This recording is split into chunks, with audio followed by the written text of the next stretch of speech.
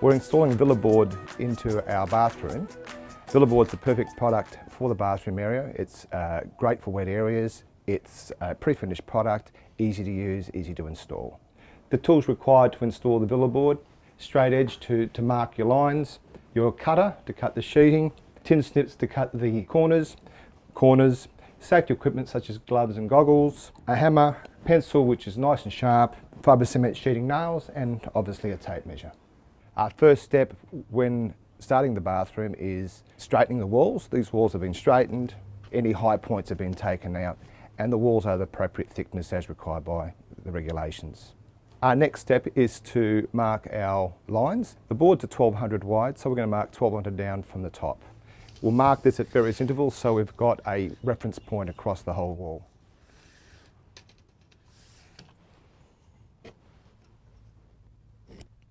This wall's longer than the sheet that we have, so it means we have to join two sheets. So when we join two sheets together, we always join it in the middle of a stud. We'll go from the leading edge here, which is our front edge, and we'll take it all the way down till we get where 2700 is. And the closest stud is here. We always take it to the middle of the stud. So we mark the middle, so that's set to go for when we join the other piece on. A handy hint when placing any sheet work above the ground is to mark below the line of where the width of the board is about 10 mil or 1 centimetre and place a nail there. That way you can rest your board on the nail whilst you're ready to fasten. So our next step now is to place the board up onto the wall. It's too heavy for one person, so I've got my mate Jason here who'll give me a hand and we'll put it up. So what we're going to do here now is take it off the resting nails and push it up, and then we're going to put a nail on each stud.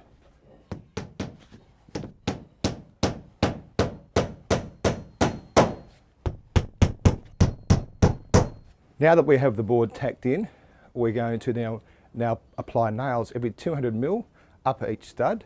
We won't apply any adhesive at all. Adhesive in a bathroom situation, especially when you're placing tiles on, won't be strong enough to hold the board on.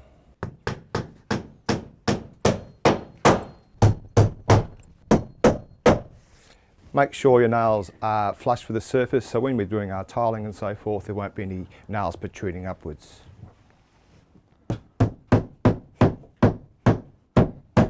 The next step in the process is to put an angle into the back corner. That's where we'll have both two sheets meeting each other at right angles. We need a hard backing behind that, so when we actually silicone the joints, there'll be something behind it to hold it together.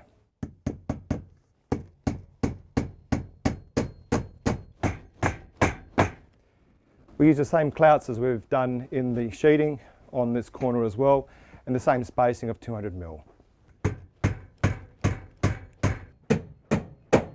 We've still got a small section above here to fill in, so I'll measure that and we'll cut another piece and hammer that in as well.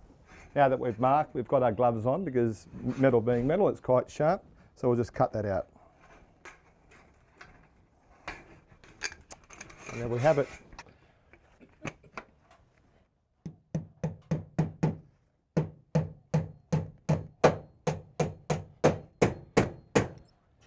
That's the last nail in. Now we're ready to go for the next sheet. The fixing of this board is the same as the previous board.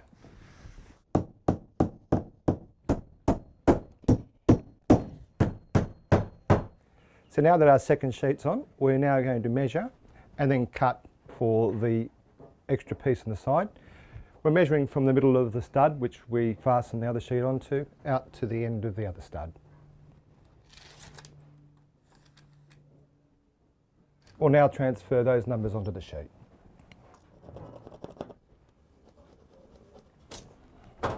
Using our straight edge, we'll draw a line. Now that we've marked it, we're going to use our fibro cement cutter to cut the sheeting. It's always good to have somebody else to give you a hand to do this. They can hold the board whilst you're doing the cutting. Now that we've cut that piece off, we'll nail it to the wall.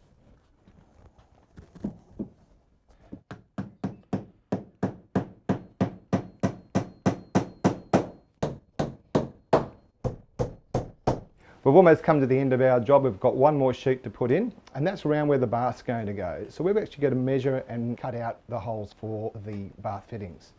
We'll just transfer this information onto the sheet here. So we now mark where we're going to cut our holes for the plumbing. So using a hammer, place my hand behind, and we're just going to knock it out.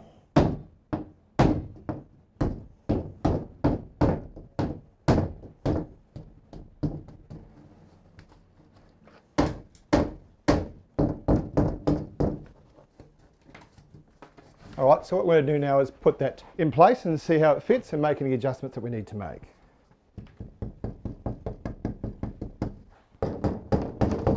So that's now in place. We'll just nail it up.